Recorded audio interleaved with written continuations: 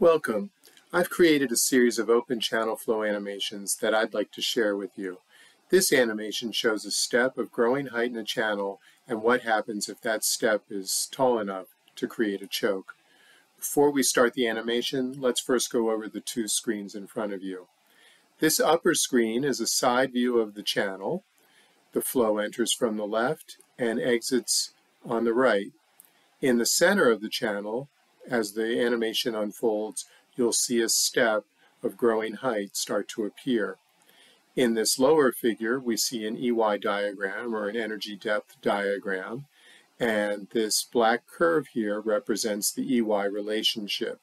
Any two depths that are connected by a vertical line are an alternate depth pair, meaning that they are the supercritical and subcritical depths that correspond to the same energy. Obviously, there's this interesting point here. This is where critical depth appears. It's the minimum energy that corresponds to a given flow. The channel in question here is a rectangular channel, just to keep all of the math nice and simple. Let's set this animation in motion and start to see what happens. Okay, so you should be able to see a step growing here in the upper graph, and you should see that the flow is diminishing in response to that growing step. I've paused the animation here so I can point out a couple of things. Number one, this step height, delta z, is the same distance as this height, delta z. Our original depth as we enter the step, or before we reach the step, is something just below 3 feet. And as we go over the step, we get to a depth that's more like 2 feet. Of course, that's added on top of delta z, so there's only a slight reduction in the overall depth, but there is a reduction.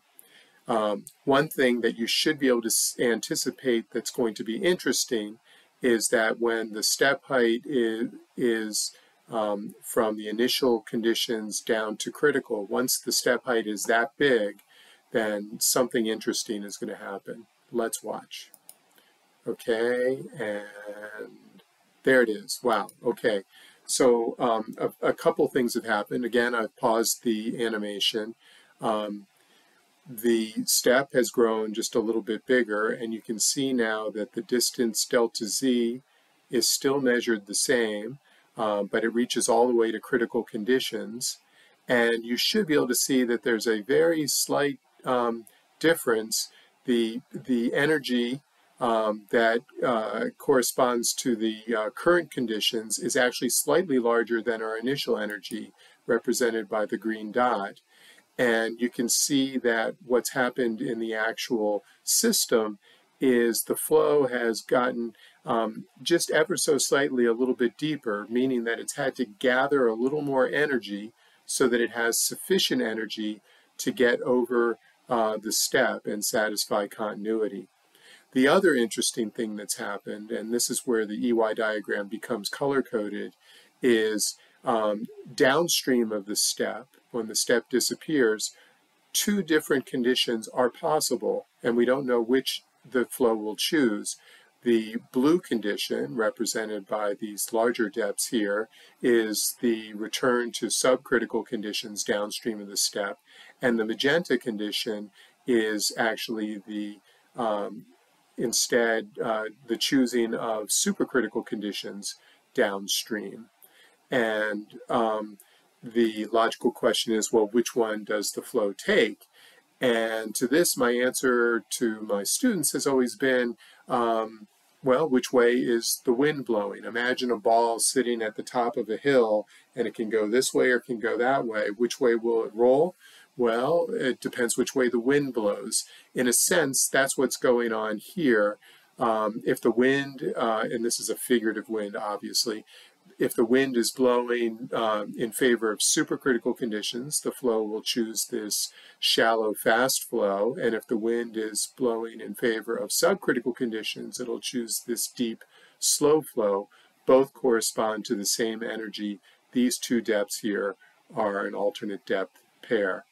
Let's watch this animation continue through to completion.